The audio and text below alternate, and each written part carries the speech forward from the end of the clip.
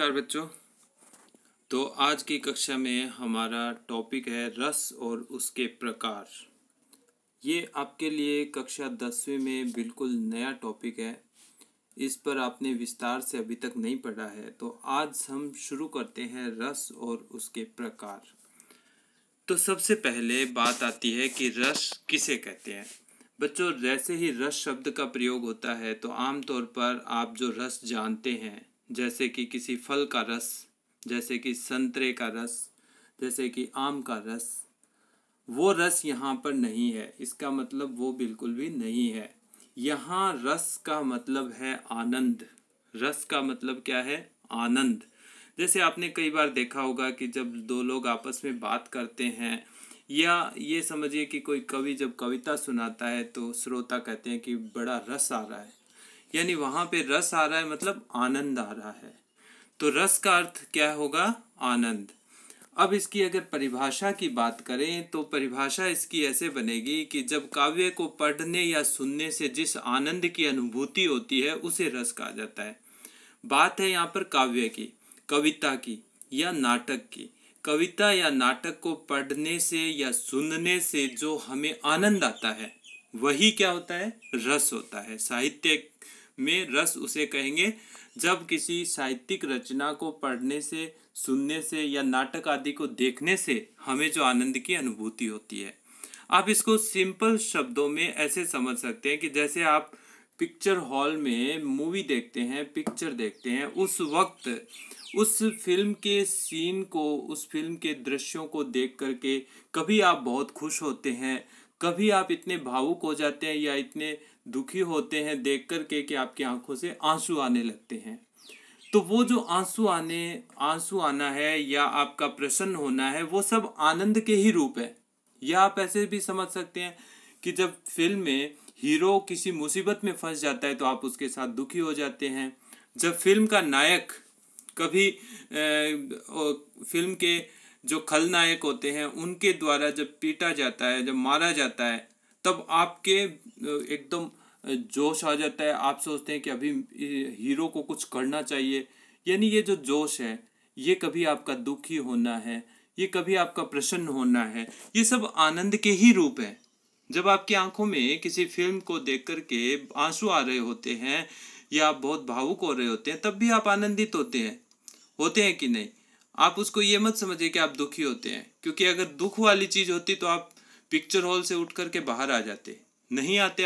आप उस फिल्म को देखना चाहते हैं क्योंकि आपको अंदर ही अंदर आनंद आ रहा होता है।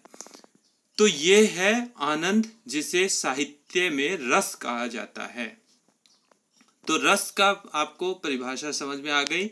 रस का शाब्दिक अर्थ तो हुआ आनंद, और इसकी परिभाषा अगर कहें तो ये होगी कि काव्य को पढ़ने या सुनने से हमें जिस आनंद की अनुभूति होती है उसे रस कहते हैं। इसके बाद हम आगे चलते हैं। रस का सूत्र। देखो, सबसे पहले रस की चर्चा किसने की? सबसे पहले संस्कृत साहित्य में रस की चर्चा की थी भरत मुनि नाम के एक विद्वान व्यक्ति ने, जिनकी रचना का नाम है नाट्य शास्त्र। भरत मुनि की रचना कौन सी है? नाट्य शास्त्र।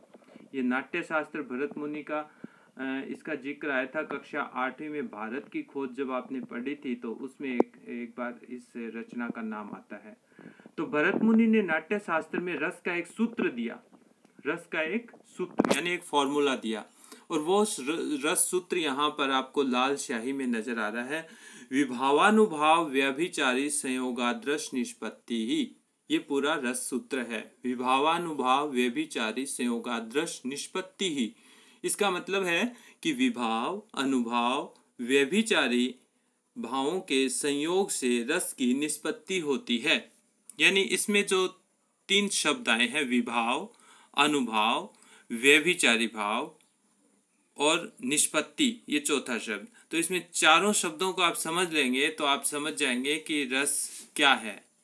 यानी इसमें कहा गया है कि विभाव, अनुभाव, व्यभिचारी भावों के संयोग से रस की निष्पत्ति होती है। निष्पत्ति यानी रस की उत्पत्ति होती है या रस का भाव जगता है।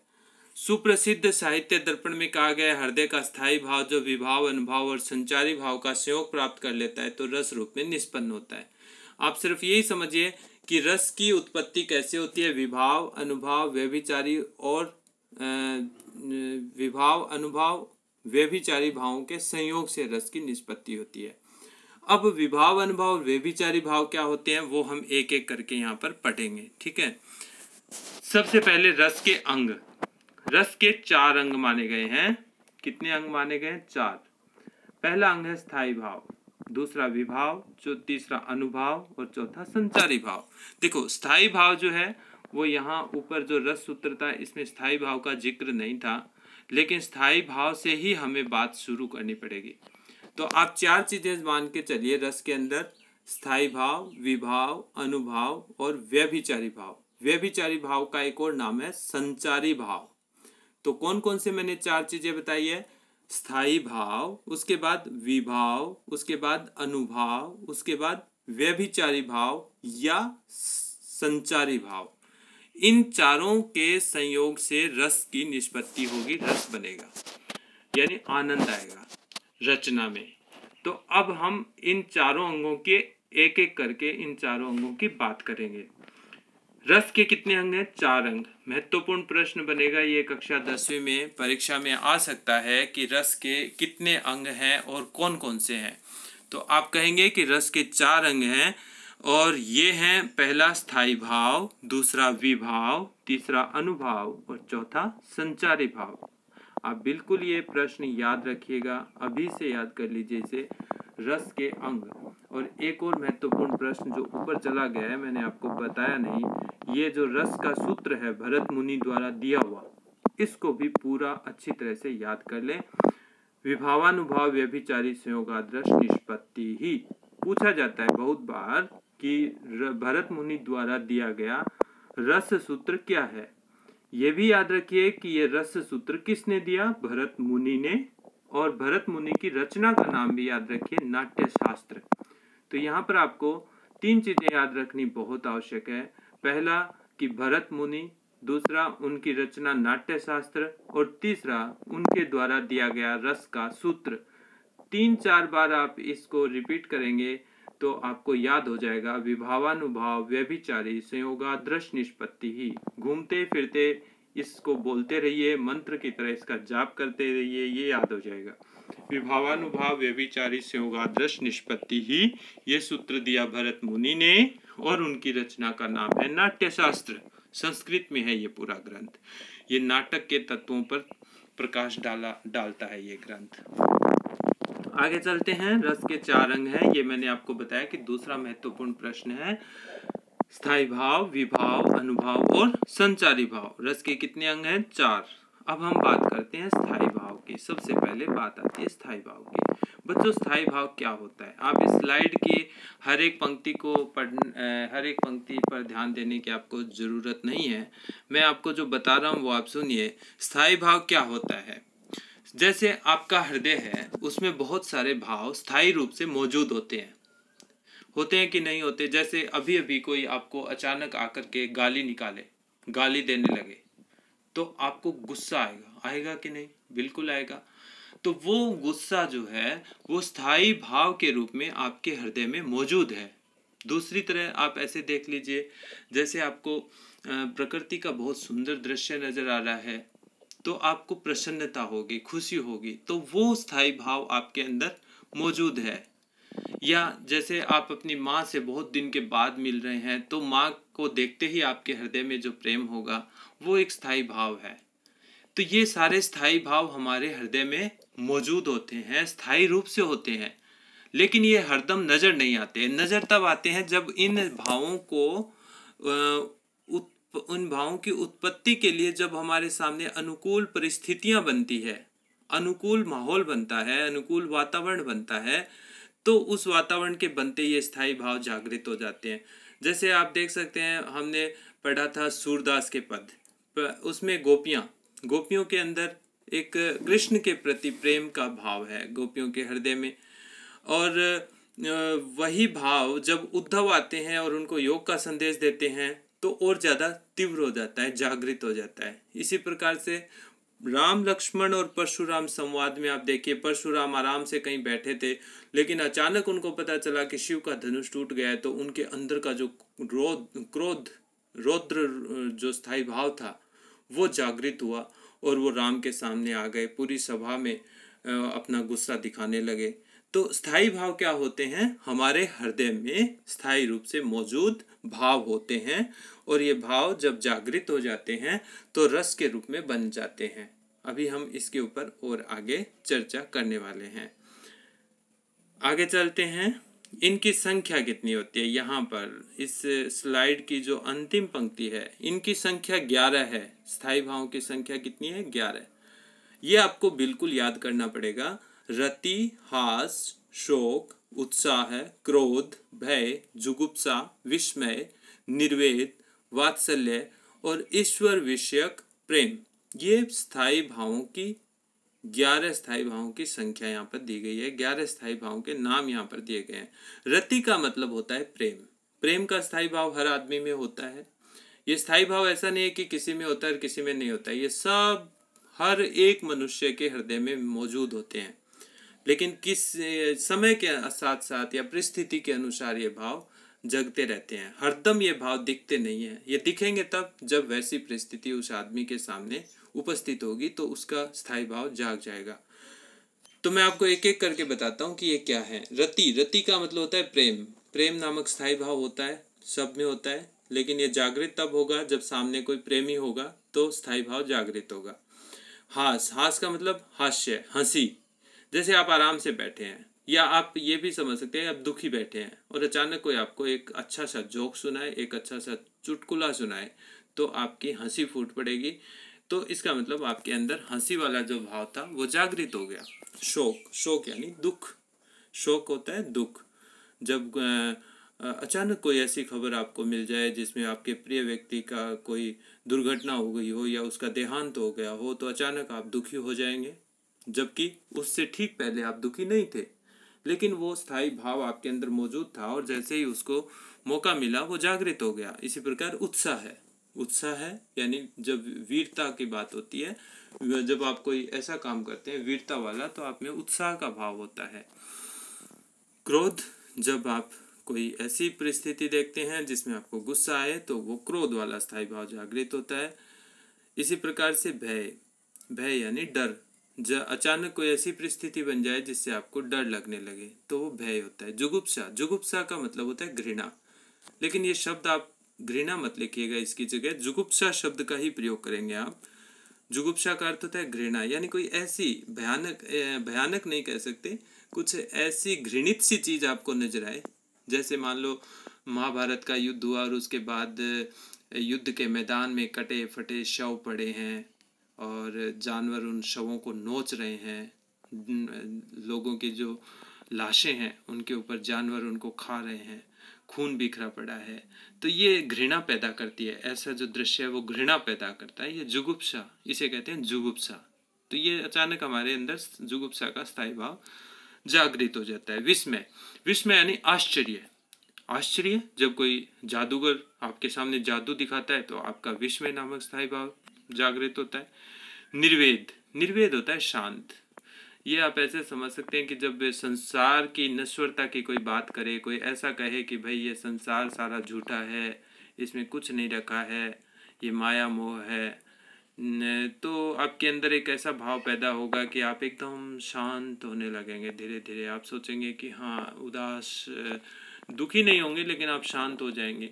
वो निर्वेद होता है। वात्सल्य, वात्सल्य स्थायी भाव ये होता है माता पिता का अपनी संतान के प्रति जो प्रेम होता है वो वात्सल्य होता है। जैसे राधा के मन में कृष्ण को देखते ही जो भाव जागृत हुआ वो वात्सल्य भाव। और 11वां है ईश्वर विषयक प्रेम। जब भक्ति भाव होता है व्यक्ति के मन में, तो ईश्वर के प्रति जो भक्ति है, तो वो जो प्रेम है उसे कहेंगे ईश्वर विषयक प्रेम। तो ये 11 स्थायी भाव है। 11 के 11 आपको नाम याद करने ही पड़ेंगे। ये बहुत महत्वपूर्ण है। ये प्रश्न आपका आ सकता है, 10वीं कक्षा में बार बार पूछा जाता है, और इसको याद करने का आपको एक ही तरीका है, आप इसको बार बार बोलते रहें, जैसे रति, हास, शोक, उत्साह, क्रोध, भय, जुगुप्सा, विस्मय, निर्वेद, वात्सल्य और ईश्वर विषय प्रेम। या इसका एक फॉर्मूला बना सकते हैं आप, जैसे आप इन सारे शब्दों का जो पहला एक एक अक्षर है उसको लेकर के एक फॉर्मूला बना सकते हैं। जैसे मैंने बनाया था र, हा, क्रो, जू, शोभ, उ, नी, वी। रहा, क्रोजू, शोभ, उनिवी। र से रति, हा से हास, रहा, क्रोजू, क्रो से क्रोध, जू से जुगुप्सा, रहा, क्रोजू, शो यानी शोक, शो भय से भय, उ से उत्साह, नी से निर्वेद और वी से विस्मय। इस प्रकार से आप इन स्थायी भावों को कोई फॉर्मूला बना करके भी याद कर सकते हैं। आप अपने तरीके से दूसरा फॉर्मूला बना सकते हैं, लेकिन याद तो इनको करना है आपको। अब बात करते हैं स्थायी भाव और रस, यानी रस और स्थायी भाव का क्या संबंध है। देखो हम क्या पढ़ रहे हैं, एक बार फिर से मैं ऊपर से शुरुआत कर रहा हूँ ताकि आप कहीं बीच में ये ना भूलें कि हम पढ़ क्या रहे हैं। हम पढ़ रहे हैं, देखो रस के 4 अंग हैं और इन 4 अंगों में हम पहला अंग पढ़ रहे हैं स्थायी भाव, जिसको अभी हमने पढ़ा है। दूसरा है विभाव, तीसरा अनुभाव, चौथा संचारी भाव। अभी हम स्थायी भाव पर हैं और स्थायी भाव का रस से क्या संबंध है ये अभी हम देख रहे हैं इस स्लाइड में। तो हम बात करें स्थायी भाव और रस, यानी हर एक स्थायी भाव जो है उससे रस की परिणति होती है, या आप ये कहें कि हर एक रस का स्थायी भाव होता है। जैसे श्रृंगार रस का स्थायी भाव है रति, यानी जब रति नामक जो हमारे अंदर स्थायी भाव है वो जब जागृत हो जाएगा, वो जब उद्दीप्त हो जाएगा तो श्रृंगार यानी प्रेम रस बन जाएगा, श्रृंगार रस बनेगा। इसी प्रकार से हास जो स्थायी भाव है इसका रस बनेगा हास्य रस। आपके अंदर जैसे आपको किसी ने कोई मज़ेदार बात कह दी तो आपके अंदर जो रस बनेगा वो हास्य रस बनेगा। देखो ये स्थायी रूप में होते हैं और ये वो बाद में स्थायी भाव के जागृत होने से बनता है। ये रस जो है स्थायी भाव के जागृत होने से बनता है। इसको आप ऐसे समझ सकते हैं, जैसे बीज है आपके पास एक, तो बीज तो हो गया स्थायी भाव और बीज के फूटने से जो पेड़ बन गया वो हो गया आपका रस।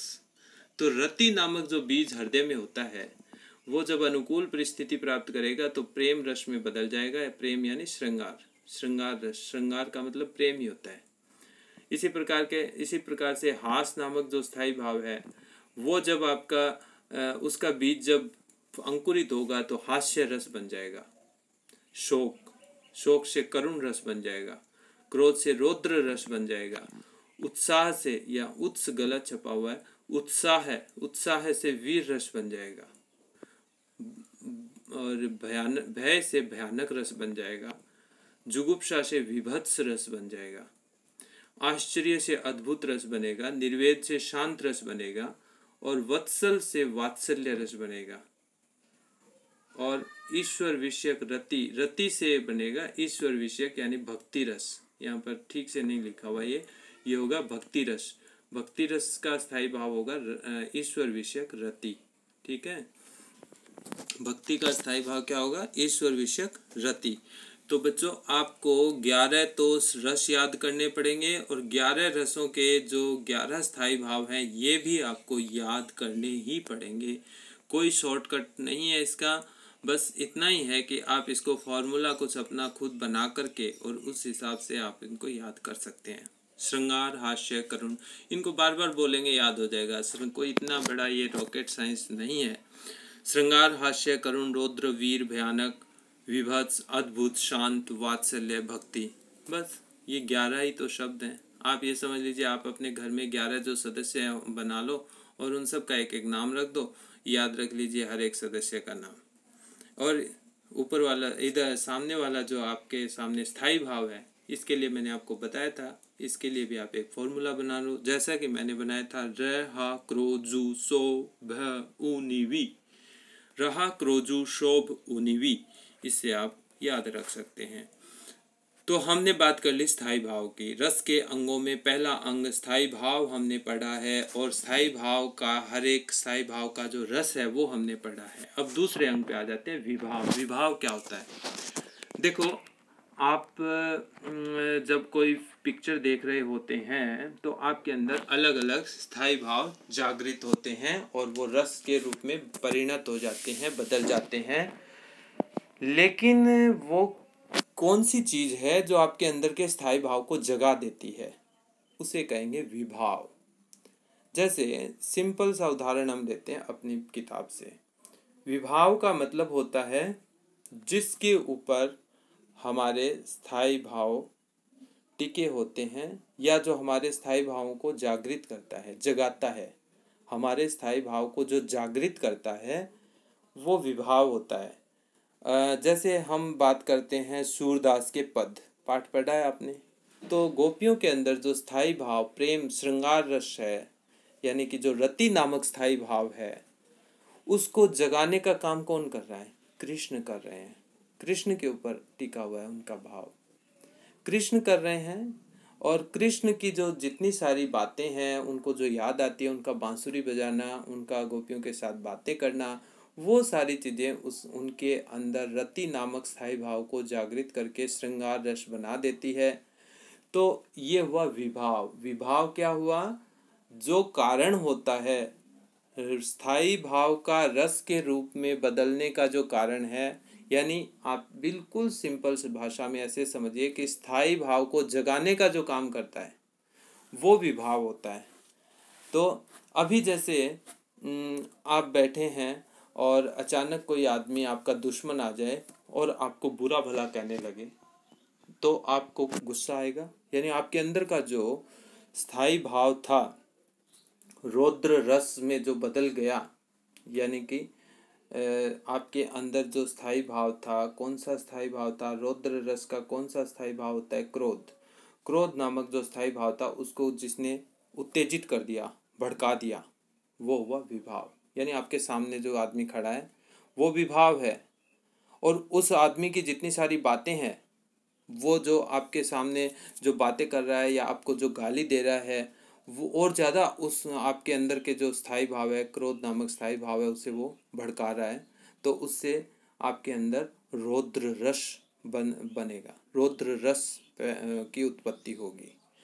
तो बात कर रहे हैं हम विभाव की। विभाव के बारे में सीधा सीधा मैंने आपको बता दिया। जो स्थायी भाव को जगाने का काम करता है वो विभाव होता है, या इसे कहें कि जो आपके हृदय के अंदर जो स्थायी भाव है उनको उत्तेजित करता है, उनको जगाता है, या उनका जो कारण है, उनका रस में बदलने का जो कारण है, वो विभाव है। विभाव होते हैं दो प्रकार के, एक होता है आलंबन विभाव और एक होता है उद्दीपन विभाव। याद ही करना है ये भी आपको। विभाव के दो भेद हैं, आलंबन विभाव और उद्दीपन विभाव। आलंबन विभाव जिसके ऊपर भाव टिके होते हैं, जैसे गोपियों के लिए कृष्ण आलंबन विभाव है। या राम लक्ष्मण परशुराम संवाद वाला प्रसंग अगर देखें तो परशुराम के सामने जो धनुष टूटा हुआ है वो आलंबन विभाव है, उसी से उनका क्रोध जागृत हुआ है।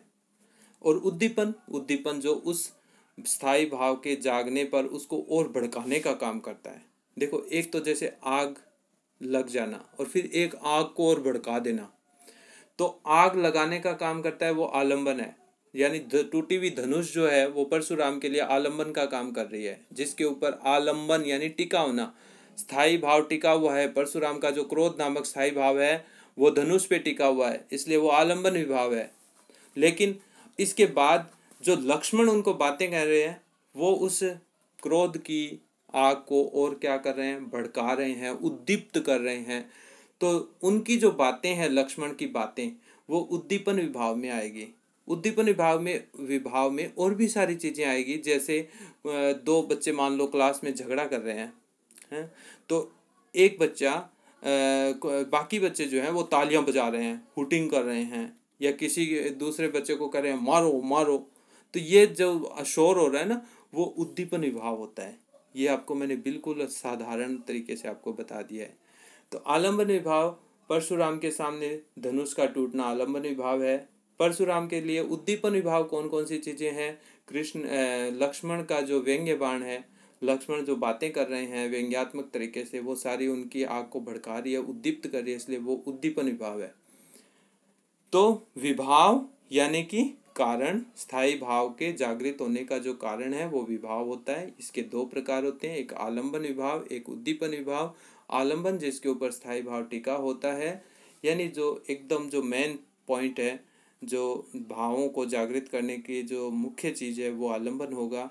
और उद्दीपन जो उनको जगे हुए भाव को और ज़्यादा उद्दीप्त कर देता है, भड़का देता है। जैसे हम गोपियों की बात करें सूरदास वाले पद में, तो आलंबन है कृष्ण, और उनके जो कृष्ण के जाने से जो उनके अंदर वियोग श्रृंगार है, वियोग श्रृंगार रस, उसको और उद्दीप्त कौन कर रहा है? उद्धव की जो बातें हैं, उनका योग का जो संदेश है, और वो कहते हैं कि आपको योग में ध्यान लगाना चाहिए, ये सारी बातें ये उनके उस दुख को और भड़का रही है। इसलिए वो सारी बातें उद्दीपन विभाव है गोपियों के लिए। तो हमने रस के अंग में पहला पढ़ा स्थायी भाव, दूसरा रस का अंग हमने पढ़ा है विभाव, विभाव यानी कारण। अब तीसरा है अनुभाव। तीसरे अंग की बात करते हैं, ये है अनुभाव। यहाँ पर आता है, ये हमने पढ़ लिया अनुभाव। अनुभाव क्या होते हैं? जिस व्यक्ति में स्थायी भाव जागृत हुआ है उसकी चेष्टाएं अनुभाव कहलाती है। जैसे राम लक्ष्मण परशुराम संवाद में लक्ष्मण की बातें सुनकर परशुराम की आंखें लाल हो जाना, होंठ फड़कना, बुरा भला कहना, ये सारे अनुभाव है। सिंपल तरीके से मैं आपको बताता हूँ। जैसे राम लक्ष्मण परशुराम वाला संवाद है, तो परशुराम के अंदर जो स्थायी भाव है वो है क्रोध नामक स्थायी भाव। अब उसको जगाने का काम किया है टूटे हुए धनुष ने, तो धनुष हुआ उनके लिए आलंबन विभाव। और लक्ष्मण की जो व्यंग्योक्तियाँ हैं, लक्ष्मण की जो बातें हैं, वो हो गया उद्दीपन विभाव। और अनुभाव क्या हुआ? अनुभाव यानी कि परशुराम के हृदय में क्रोध नामक स्थायी भाव जागृत हुआ है। ये जिन जिन चीज़ों से ये बात हमें पता चलती है वो होता है अनुभाव। जैसे उनकी आंखें लाल हो गई, उनके होठ फड़कने लग गए, वो गुस्से में इधर उधर अपने आंखों से देख रहे हैं, वो सारी जो चेष्टाएं हैं, वो सारी जो गतिविधियां हैं परशुराम जी की, वो अनुभाव में आएगी। और सरल तरीके से अगर आपको बताऊं तो आप जैसे कोई टीचर आपकी क्लास में आता है, आते ही आप उसके हाव भाव को देख करके समझ जाते हैं। और कई बार बच्चे कहते हैं कि आज सर का मूड ठीक नहीं लग रहा है। वो सर का मूड ठीक आपको क्या देख करके नहीं लग रहा है? उनकी कुछ ऐसी हाव भाव जिससे आपको पता चलता है कि उनके अंदर क्रोध नामक स्थायी भाव जगा हुआ है, वो ही चीज़ें अनुभाव कहलाएगी। अब जैसे गोपियों वाली बात करते हैं सूरदास का पद वाले में, तो उसमें अनुभाव क्या है? गोपियों के अंदर स्थायी भाव कौन सा है? रति नामक स्थायी भाव, उससे उसके जगने से श्रृंगार रस बना। और उसमें कृष्ण जो है वो आलंबन विभाव है। उद्धव की जो बातें हैं वो उद्दीपन विभाव है। और उसमें अनुभाव क्या है? अनुभाव है गोपियों का रोना। उससे पता चल रहा है ना कि गोपियों के हृदय में प्रेम नामक भाव जागृत हुआ है। ये जिन जिन हरकतों से पता चलेगा, गोपियों की जिन गतिविधियों से पता चलेगा, वो अनुभव है। जैसे गोपियाँ रो रही है, गोपियाँ व्याकुल हो रही है, गोपियों के आंसू आ रहे हैं, कभी वो बेहोश हो जाती है, मूर्छित हो जाती है, तो ये सारे जो चेष्टाएं हैं गोपियों की, जो हमें ये दिखाती है कि उनके हृदय में प्रेम नामक स्थायी भाव जागृत हुआ है, वो अनुभव होगा। ठीक है, तो हर एक स्थायी भाव के अनुभव होते हैं। अभी हम एक एक जब स्थायी भाव और एक एक रस के उदाहरण जब पढ़ेंगे, तो हर एक उदाहरण के साथ आपको बताएंगे कि उसमें अनुभाव क्या है, उसमें भाव क्या है, विभाव क्या है, विभाव में उद्दीपन और आलंबन विभाव कौन कौन से हैं, वो सब बताएंगे आपको। चौथा अंग है संचारी भाव। बस इसको पढ़ के आज हम इतना ही पढ़ेंगे। चौथा अंग है संचारी भाव। संचारी भाव वो छोटे छोटे भाव होते हैं जो थोड़ी देर के लिए पैदा होते हैं हृदय में और फिर लुप्त हो जाते हैं। इनकी संख्या 33 होती है। कितनी होती है? 33 संचारी भाव। लेकिन ये 33 याद रखने की आपको जरूरत नहीं है। हाँ, संचारी भाव में आप इतना जरूर याद रखिए, 2-4 संचारी भाव, हालांकि 33 भी चाहें तो याद कर सकते हैं। गर्व, ग्लानि, मति, मोह, मरण, मद, श्रम, शंका, स्वप्न, स्मृति, हर्ष, धृति, निद्रा, निर्वेद, तो इस तरह से ये बहुत सारे हैं, 33 हैं। इनमें से आप कोई भी 2, 3, 4 याद कर लो ताकि उदाहरण के रूप में आप बता सकें। ये संचारी भाव वो भाव होते हैं जो किसी के हृदय में जब स्थायी भाव जागृत हो जाता है और रस रूप में बन जाता है, तब उसमें आते जाते रहते हैं। कभी ये आ जाते हैं, कभी लुप्त हो जाते हैं। जैसे गोपियों वाला प्रसंग अगर देखें तो उसमें कभी मूर्छित हो रही है, कभी अचानक हंसने लगती है, तो वो उनके अंदर के संचारी भाव हैं जो कि थोड़ी देर के लिए आते हैं फिर चले जाते हैं। यानी स्थायी भाव के साथ साथ बहुत सारे स्थायी भाव जो है आना और चले जाना। जैसे पानी में कोई चीज़ डालते हैं तो तरंगें उठती है और धीरे थोड़ी देर बाद वो पानी फिर से शांत हो जाता है। वैसे ही संचारी भाव होते हैं जो आते हैं और चले जाते हैं। तो आज हम यहीं तक पढ़ेंगे, लेकिन एक बार हम फिर से रिवाइज करते हैं मोटी मोटी बातें। 10वीं कक्षा के हिसाब से जो जो आपके लिए ज़रूरी चीज़ें हैं वो एक बार फिर बता रहा हूँ। आपको परीक्षा की दृष्टि से क्या क्या याद करना चाहिए। आपको सबसे पहले याद करना चाहिए रस किसे कहते हैं। रस का मतलब होता है आनंद। रस का मतलब होता है आनंद। जब किसी काव्य कृति रचना को पढ़ने या सुनने से हमारे हृदय में आनंद की अनुभूति होती है, उसे रस कहते हैं। रस की परिभाषा पक्की याद रखनी है आपको। दूसरी चीज, रस का सूत्र आपको याद करना है। ये भी याद करना है कि रस सूत्र किसने दिया, भरत मुनि ने दिया। भरत मुनि के कौन से ग्रंथ में है, नाट्य शास्त्र नामक ग्रंथ में है। रस सूत्र क्या है, विभावानुभाव व्यभिचारी संयोगादृश निष्पत्ति ही, ये रस सूत्र है। ये रस सूत्र भी आपको पक्का याद करना है। तीसरी चीज आ जाओ, रस के अंग। आपको रस के चारों अंग याद करने हैं, स्थायी भाव, विभाव, अनुभाव और संचारी भाव। ये चारों अंग आपको याद करने हैं। फिर आपको महत्वपूर्ण चीज है, स्थायी भाव किसे कहते हैं। स्थायी भाव जो हर मनुष्य के हृदय में स्थायी रूप से मौजूद होते हैं वो भाव स्थायी भाव होते हैं। वो अनुकूल परिस्थिति जैसे ही बनती है वो स्थायी भाव जागृत हो जाते हैं और रस के रूप में बदल जाते हैं। तो अब ये स्थायी भाव 11 के 11 स्थायी भाव आपको याद करने हैं। इसके लिए मैंने आपको बताया एक फॉर्मूला, र हा क्रोजु शोभ उनिवि। रहा क्रोजु शोभ उनिवि, ये आपको याद करना है। 11 के 11 स्थायी भाव, 11 स्थायी भावों के जो 11 रस हैं वो भी आपको याद करने हैं। श्रृंगार, हास्य, करुण, रौद्र, वीर, भयानक, विभत्स, अद्भुत, शांत, वात्सल्य, भक्ति, ये 11 रसों के नाम याद रखिए। 11 रसों के साथ 11 स्थायी भाव याद रखिए। उसके बाद विभाव किसे कहते हैं। विभाव स्थायी भाव के जागृत होने का जो कारण होता है उसे विभाव कहते हैं। और इसके दो प्रकार होते हैं, आलंबन विभाव और उद्दीपन विभाव।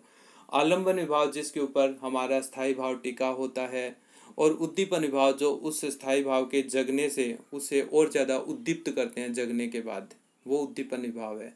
जैसे राम लक्ष्मण परशुराम संवाद में टूटा हुआ धनुष आलंबन विभाव है, और उस धनुष को टूटे होने के से गुस्सा तो आया परशुराम को, लेकिन उस गुस्से को और भड़काया किसने, लक्ष्मण की बातों ने और भड़काया, तो वो उद्दीपन विभाव है। आलंबन जिसके ऊपर भाव टिके होते हैं, स्थायी भाव का जो मूल कारण है वो आलंबन होता है, और उसके अलावा जो स्थायी भाव के और सारे कारण हैं जो मूल नहीं है, मुख्य नहीं है, लेकिन फिर भी कारण है, वो उद्दीपन विभाव है। फिर है ये आप पढ़ चुके हैं। फिर अनुभाव, अनुभाव जिससे वे चेष्टाएं, वे गतिविधियां जिनसे हमें पता चलता है कि किसी व्यक्ति के हृदय में स्थायी भाव जागृत हुआ है। जैसे परशुराम की आंखें लाल हो जाना, अपने फरसे को संभाल करके पकड़ना, उनके द्वारा कही गई बातें, उनसे ही तो पता चला कि परशुराम के हृदय में क्रोध पैदा हुआ है, क्रोध नामक स्थायी भाव जागृत हुआ है। तो वो जो जितनी चेष्टाएं हैं परशुराम की वो अनुभाव कहलाएगी। और फिर आ जाओ संचारी भाव में।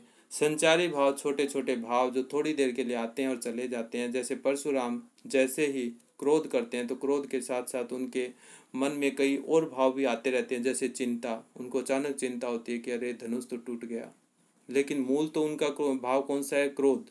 लेकिन कभी चिंता भी होने लगेगी उनको, कभी उनको हो सकता है कि अचानक से खुशी हो जाए इस बात की कि टूट तो गया लेकिन तोड़ा तो कम से कम राम जैसे महापुरुष ने है। ये छोटा सा भाव हो सकता है थोड़ी देर के लिए, एक पल के लिए उनके मन में आ जाए। तो ये सारे भाव हैं संचारी भाव, जो थोड़ी देर के लिए आते हैं चले जाते हैं। संचारी भावों की संख्या 33 होती है। तो हमने ये सब पढ़ लिया। अब पहला रस है श्रृंगार रस, इससे हम शुरू करेंगे अगले वीडियो में। तब तक आप इस पूरे प्रकरण को समझ लीजिए। फिर हम एक एक रस, जो 11 रस हैं, एक एक रस का उदाहरण भी याद करेंगे और उससे जुड़े हुए सारे भाव, विभाव, अनुभाव, संचारी भाव हम पढ़ेंगे। धन्यवाद।